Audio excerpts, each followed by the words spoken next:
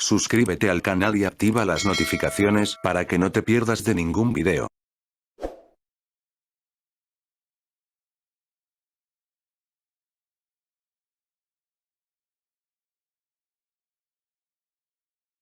Lyle Stevick tuvo una vida evasiva y extraña, pero fue su muerte la que lo llevó a la fama.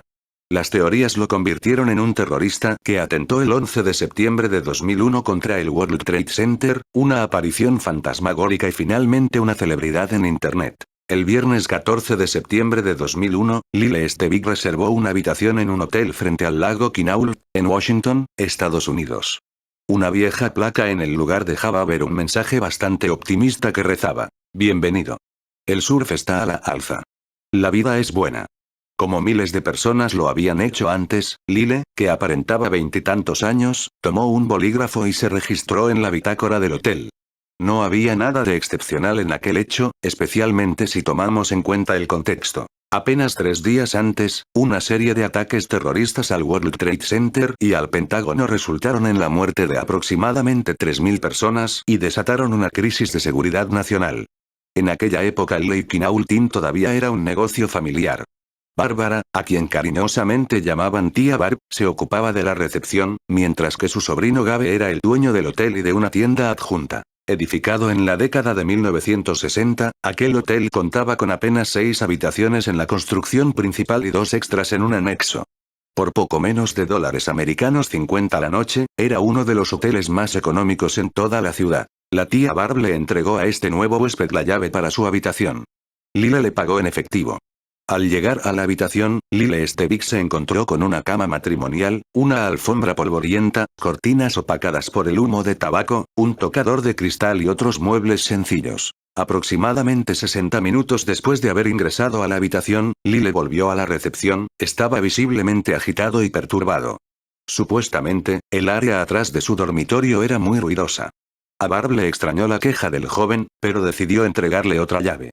En esta ocasión, la habitación se encontraba justo en el medio del edificio principal. El joven durmió allí aquella noche y la siguiente. Era el lunes 17 de septiembre cuando Marisela, una empleada del hotel, tocaba la puerta del nuevo huésped sin recibir respuesta. Ya era casi el mediodía, y el horario para hacer check-out había terminado. Dado que aquella era la única habitación ocupada, decidió volver a intentar. Como no hubo respuesta, Marisela abrió la puerta cautelosamente. Encontró a Lyle Stevick arrodillado en un rincón de la habitación, de espaldas a la puerta, con los brazos al lado del cuerpo, la cabeza inclinada hacia atrás y mirando hacia arriba.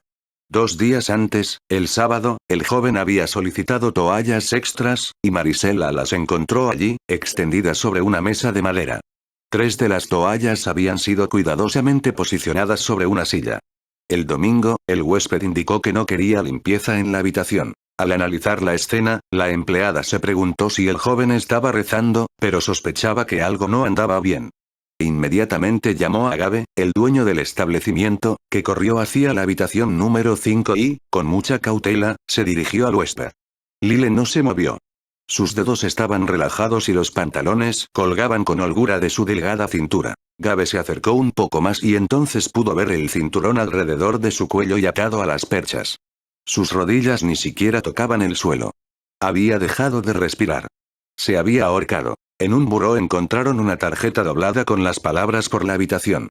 Al interior, 8 billetes de dólares americanos 20, dinero suficiente para pagar las noches que había pasado allí y una propina generosa. Inmediatamente el dueño del hotel llamó al 911, los paramédicos llegaron en cuestión de minutos.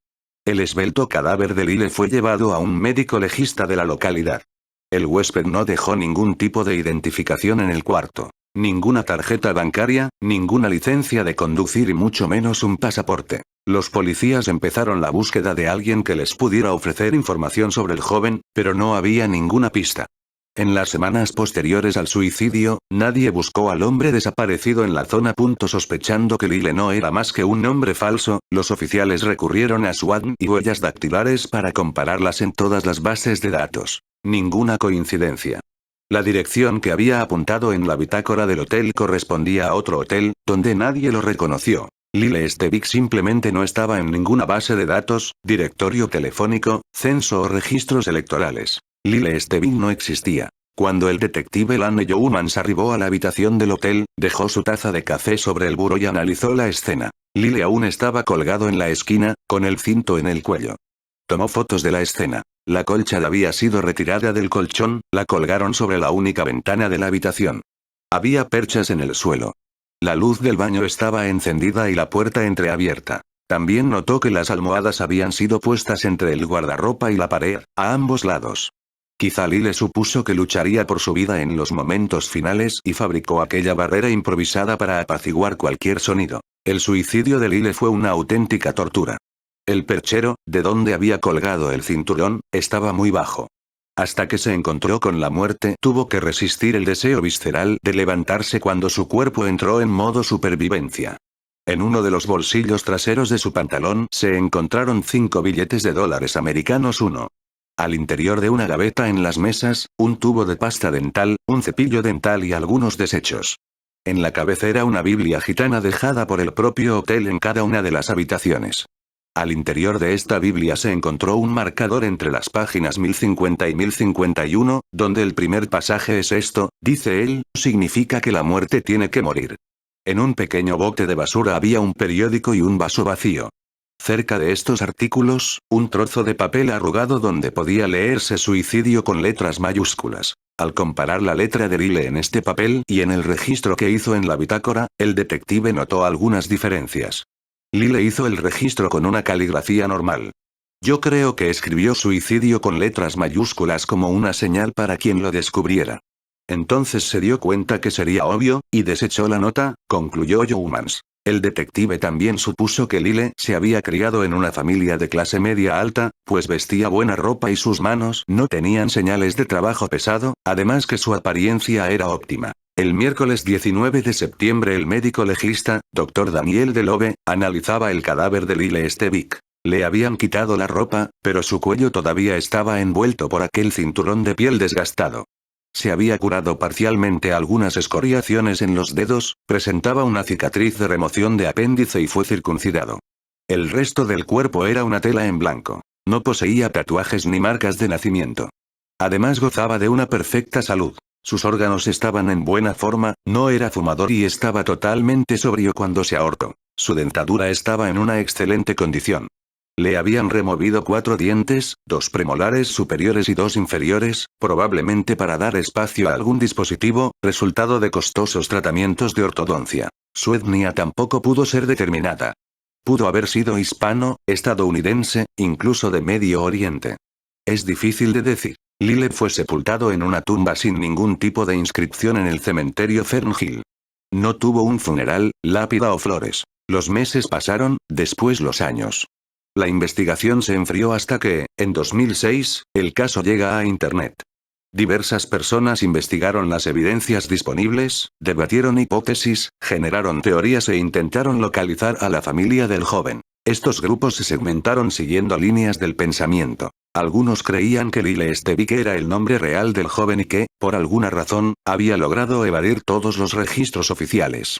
Otros creían que Lyle era un inmigrante ilegal y se justificaban argumentando que Stevic era un sobrenombre muy común en Noruega. Hubo incluso quienes compararon el caso con la novela You Must Remember This, de 1987. En esta obra, un joven de 15 años desarrolla sentimientos románticos por su tío, un boxeador profesional. Su padre Lyle Stevic, con una C al final, entra en depresión y se ahorca en su propia casa. Algunas personas creyeron que pudo perder algún ser querido en los ataques del 11 de septiembre. A otros les pareció que se había involucrado en los atentados como terrorista. Quizás te estés preguntando por qué hay tantos extraños interesados en resolver el caso tras más de 16 años. Una de estas personas que siguió el caso publicó la siguiente explicación. Lyle inmediatamente me llamó la atención, pues era lo suficientemente joven como para ser mi hijo, y las circunstancias, solo, en un hotel barato, eran desesperadamente tristes, escribió. Su educada nota con el dinero me devastó. No puedo quitarme esa sensación de que se suicidó porque creía que no le importaba a nadie más. A veces, me pregunto qué pensaría de los cientos de extraños que se preocupan tanto y debaten todos los días intentando develar su nombre.